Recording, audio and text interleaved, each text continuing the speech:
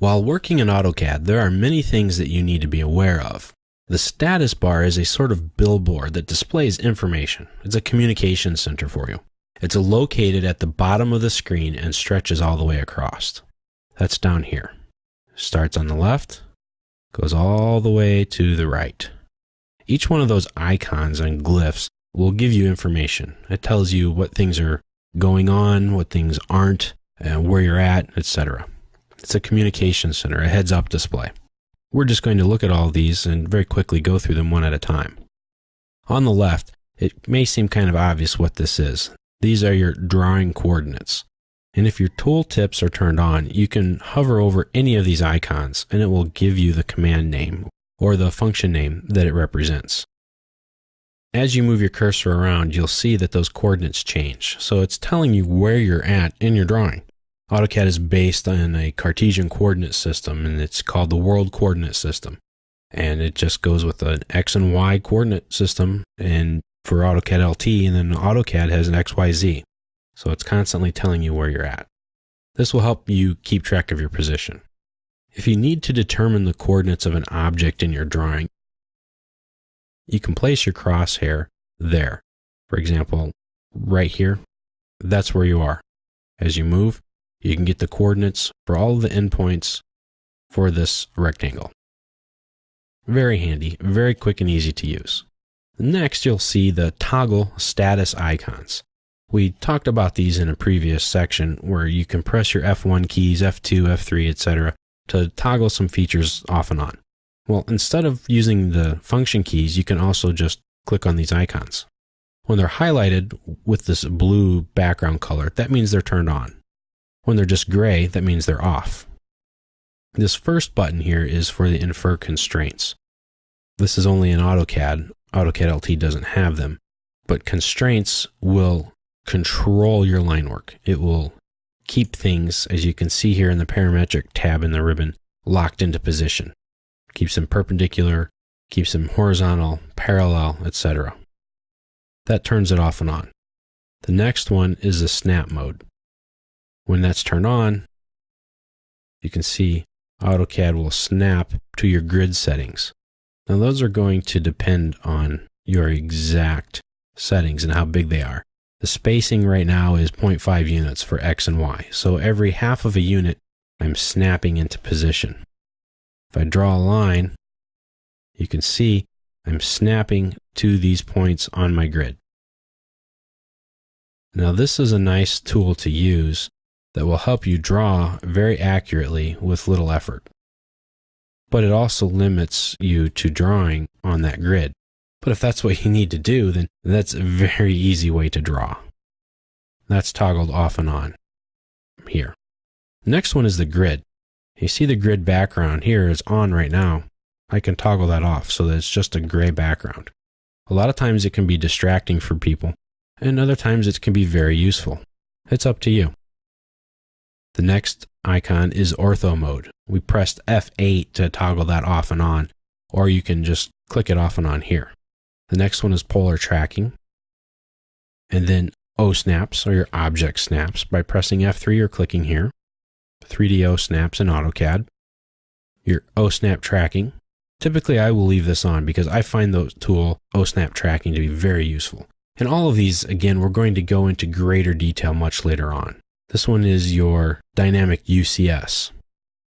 The dynamic UCS is used in 3D modeling in AutoCAD, but not in AutoCAD LT. It allows you to dynamically or automatically switch your coordinate system to match the face of an object you've picked. The next one is your dynamic input. The dynamic input is where your crosshairs will display a sort of mini command line function. Now I have it turned off. Now I have it turned on. I like this on because typically I need to know what's going on where I'm drawing at. That makes it useful. I don't have to look in two different places to get the information that I need. So I like to use it. Other users find the extra text and prompts inconvenient and cluttering the drawing. So that's up to you. I suggest you use it, or at least give it a try, but it's up to you. This option will show your line weight. We'll talk about it later, but that has to do with printing. What's it going to look like when you print? How thick are your lines going to be? This will give you an indication on the screen if you have something set up to be a thicker line. This is with the transparency setting. Again, another function we'll talk about later, but you can make objects transparent, translucent, opaque, and you can see through them, especially in a hatch. That works quite well. So if I have this solid, it's at full transparency, meaning it's set to 0, meaning it has no transparency at all. It's full solidness. But as I increase the transparency up to a factor of 90, you can see it kind of fades, and I can see things through it. And if I draw a line through this hatch area, I can see it. Now I can turn that transparency off or on by toggling the switch here, or the button. Any object that has transparency assigned to it will be transparent. The next button is a quick properties. Now, if you press Control 1, it opens up your properties palette. That gives a lot of information on your object. Sometimes you don't need all of that information. But if I pick something, I get my quick properties palette. It's a properties palette for that object. It just gives you a basic 3 or 4 line bit of information. Typically, most of what you're going to need. I can change the color of the object right here. I can change the layer. I can change the line type to whatever I need it to be right here on the fly. And I can close this, or I can press Escape to let go of the object. Each one of these looks a little bit different because it will depend on which type of object you select. And if you pick more than one, then it will only display the properties that they have in common. Lines and circles are 2 different types of objects, so it will display different things. Some people find this useful, and again, other people like to turn it off. It's up to you. I prefer to turn it off because I typically keep my properties palette open all of the time while I'm working. So the quick properties just gets in my way. But if you're not that type of a worker, then it'll probably be very useful. Next is the selection cycling. This can be very useful. As I go to pick something that's on top of something else, I may find this little glyph. You see that little blue box? It's hard to see, but it's showing up. That means there's more than one object here on top of each other. Right here at this intersection, I have this red phantom line, this white continuous line, and the hatch pattern. AutoCAD doesn't really know which one I want, so it will pick whatever's on top. That's according to the draw order. Again, we'll get more in detail into that. But if I don't know what to pick, and it's on the bottom, I can't pick it, that's where selection cycling can come in handy. So I left click, and AutoCAD tells me there's a red line, there's a white polyline, and there's a white hatch. Which one of these do I want to pick? I select hatch, and now I can delete it, or whatever it is that I wish to do to it. So that's very useful, especially in a very busy or complex drawing where you have things over the top of each other getting in the way. So if I undo this, and let's say I want to edit not the polyline, but the hatch pattern. Well, how do I do that? Well, if I pick with my selection cycling, polyline is on top, so that's what I would have picked if I had that turned off. So let's turn that off real quick. Now if I come here to pick, I'm getting just the polyline. It's a bear. How do I get this hatch pattern? It can be a pain. I don't want that, I want the hatch pattern. So selection cycling can be very useful and very helpful with that. Now this last button here, the annotation monitor. If I turn it on, turn it off, you can see that it adds something over here. Now this annotation monitor will let me know, or will keep track of my different annotation scales. It'll do some other things too. We'll talk about those later on, but it's another toggle switch to turn that off and on.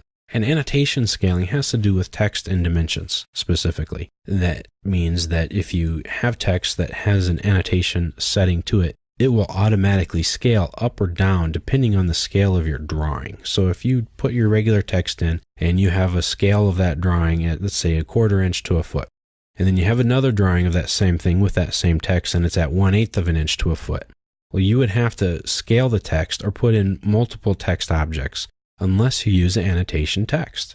Then you tell the annotation text through AutoCAD settings that, hey, I have text here, and scale up or down the annotation to whatever scale it is just to fit. And you define a paper size so that when you print it out, it's going to be 3/16 of an inch high or whatever it is you want it to be. So that's a real nice feature. Now moving on here, we can toggle right here between model and paper space. Paper space, which we'll talk about here real soon, is where the magic happens. Model space is where your model is drawn, your 3D object. And this tells you where you're at. When you're in paper space, you can work in model space. And this is a quick toggle to get you in and out of there, just in case you need to. You can always go back to model space by clicking on these tabs here. Model space is where your line work goes. Paper space, or in the layout, is where your text, your title block, notes, etc., things like that need to go. These next two options are the quick view layouts and the quick view drawings. This gives you a quick thumbnail view of the layouts in your file, your current file, and it can allow you to quickly navigate to them. A quick view drawings shows you a list of all the files you have open, and then you can quickly get to all of their tabs. If you only have one file open, it doesn't really do you much good, and I only have two here right now. But as you can see, as I highlight one or the other, it shows me the different tabs that they have, and I can get to them very quickly. So those are some quick, cool navigation tools that you can use. And you can use it to get back to where you want to go. We'll look at these a little bit more closely later on. Next, you have the scale of your drawing. This is just the annotation or the visual scale for your drawing. Right now, it's currently set at 1:1, but I can set it at like a 1:40. And if I have different text or line work, as you can see in here, it will scale it up so that it visually appears to be at a different scale. It doesn't change the scale of your drawing. It doesn't enlarge or shrink your objects or anything. It just changes the visual scale for your file that you're currently working in. We'll talk more about that later. These next buttons will control the visibility of that. And then your workspace switching, your toolbar locking positions. You can click this and you can lock them all into place, or you can, let's just let them go free. Let's have free range toolbars here. Let them go where they want or need to. And then you have hardware acceleration on or off and isolate objects. We'll show and talk about isolating objects later, but if I select and right click something for my default shortcut menu, I can isolate these objects one or two different ways. I can isolate just the object I've selected, or I can hide the object I've selected, or I can turn all this off. So let's hide that circle. It's still there. It's not gone. But you can see here now, my light bulb is now red. It's saying, hey guys, something's happened here. There's some stuff that's hidden from view. You may want to address that before you go too crazy in your drawing. So if you end that, and it comes back, and it's good again. Then over here, this little button, it's the application status bar. I can turn these things on or off however I want. Set up some of my tray setting objects. I can display the notifications that are going to pop up when you do a print. It'll say, hey, your print's done. So you can go over it. And if that's annoying to you, then you don't have to turn that on. And then here is your clean screen. Click that. Cleans up your screen. Gets rid of a lot of the gobbledygook that's on here that you may or may not need, so that you can just draw in a larger area. There are two ways to get that on and off. You can just click the box again, or press Control and 0. And that puts everything back. So the status bar, as you can see, is a big deal. And a lot of times, most of the things on here are just there and you're not even looking at them. But it's a quick look to tell you what's on, what's off, how to interact with AutoCAD, turn things off and on, and get a quick idea of what's going on certain aspects to your drawing. So it visually informs you of these things, which settings are on, which settings are off. And it gives you easy access and control to those settings and functions.